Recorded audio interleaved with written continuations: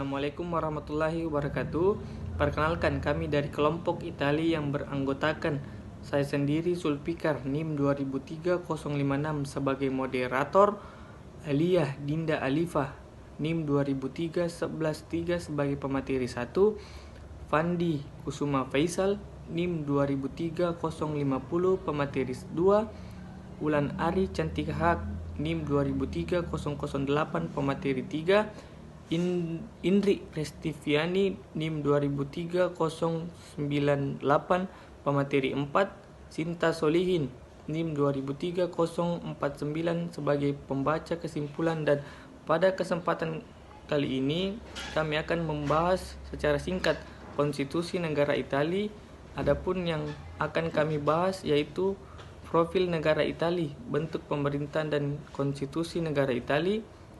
Selanjutnya saya mempersilakan kepada saudari Aliyah Dinda Alifah untuk menjelaskan secara singkat mengenai profil negara Italia. Assalamualaikum warahmatullahi wabarakatuh. Nama saya Aliyah Dinda Alifah, NIM 2003-113. Italia adalah sebuah negara kesatuan yang berbentuk republik dengan corak parlementer di Eropa Selatan. Roma sebagai ibu kota negara ini selama berabad-abad lamanya telah menjadi pusat politik dan keagamaan di barat, yakni sebagai ibu kota Kekaisaran Romawi dan situs tahta suci.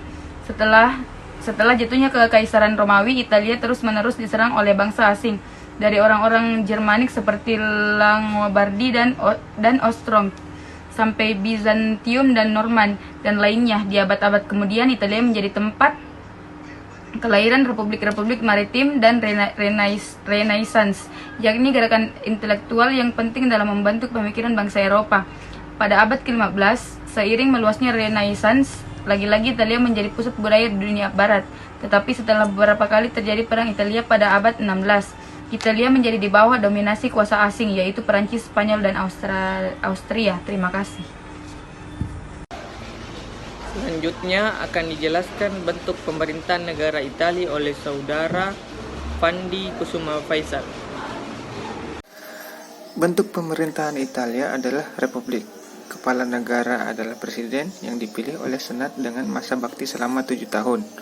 Pemerintah nasional dipimpin oleh seorang perdana menteri yang memimpin dewan menteri ditunjuk oleh presiden dengan masa bakti 5 tahun dengan didasarkan atas kemampuan kandidat perdana menteri dalam membentuk pemerintahan yang memenuhi syarat dukungan dari parlemen.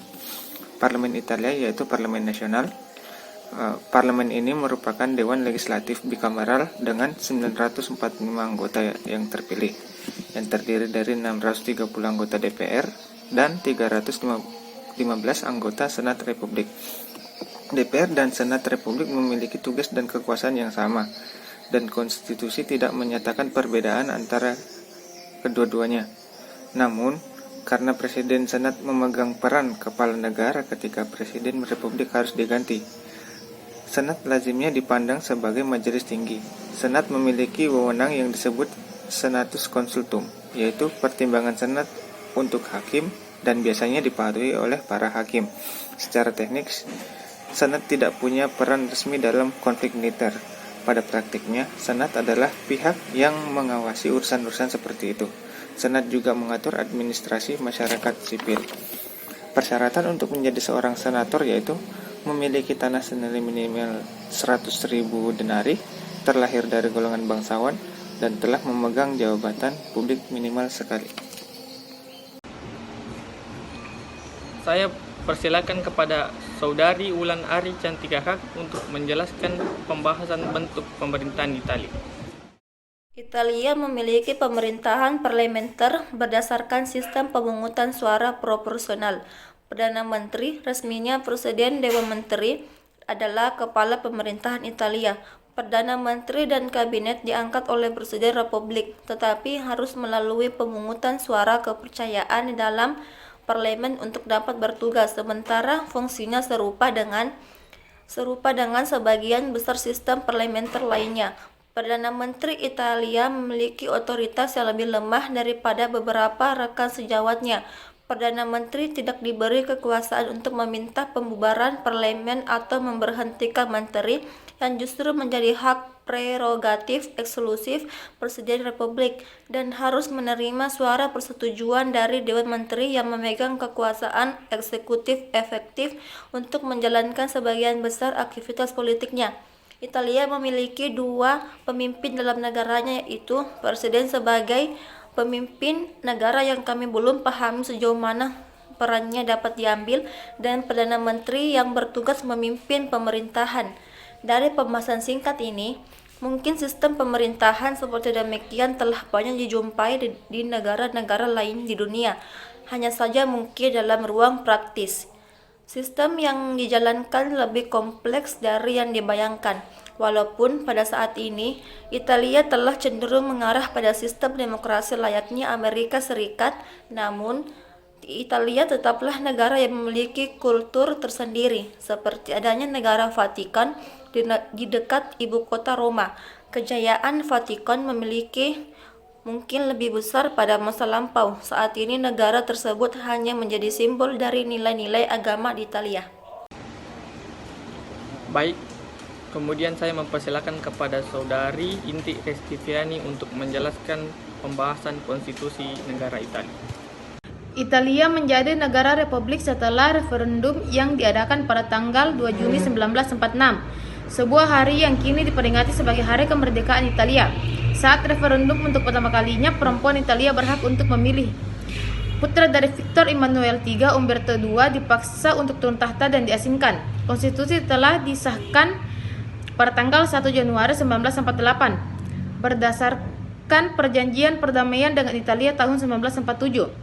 Sebagian besar Julian masuk wilayah Yugoslavia, Trieste dibagi menjadi dua, dan kehilangan seluruh wilayah kolonial. Dengan demikian, secara resmi, Kekaisaran Italia berakhir. Ketakutan Italia akan pengambil alihan oleh komunis terjadi pada saat pemilu 18 April 1948. Namun ketakutan itu tidak terbukti ketika Partai Demokrat Kristen yang dibawa kepemimpinan Alcide de Gasperi memenangkan pemilu. Akibatnya, Italia menjadi anggota NATO pada tahun 1949. Marshall Plan membantu menghidupkan kembali perekonomian Italia yang sampai akhir tahun 1960-an menikmati periode pertumbuhan ekonomi berkelanjutan yang biasa disebut keajaiban ekonomi. Pada tahun 1957, Italia menjadi pendiri Masyarakat Ekonomi Eropa yang menjadi Uni Eropa pada tahun 1993. Itulah tadi pembahasan mengenai konstitusi negara Italia yang dipaparkan oleh saudara-saudari pemateri sekalian. Untuk kesimpulan, seluruhnya akan dibacakan oleh Saudari Cinta Solihin. Dari materi tersebut adalah Italia termasuk negara yang sering melakukan transisi sistem pemerintah sejak dulu, dari sistem kerajaan yang saling membagi wilayah, sistem gereja yang berkuasa pada abad pertengahan sebelum lahirnya Renaissance, paham fasis, hingga sistem republik dengan parlemen bikameral sempurna.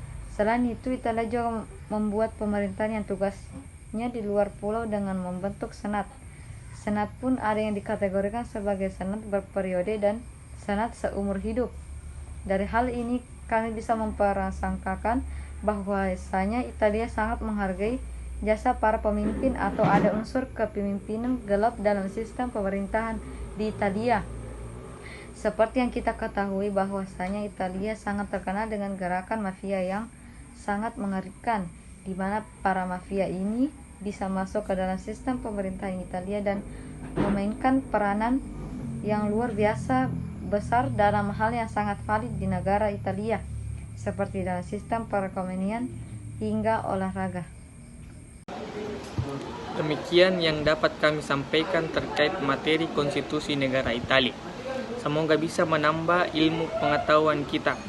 Mohon maaf bila masih ada banyak kekurangan dan kesalahan. Akan kami jadikan motivasi positif pada tugas-tugas berikut. Terima kasih. Wassalamualaikum warahmatullahi wabarakatuh.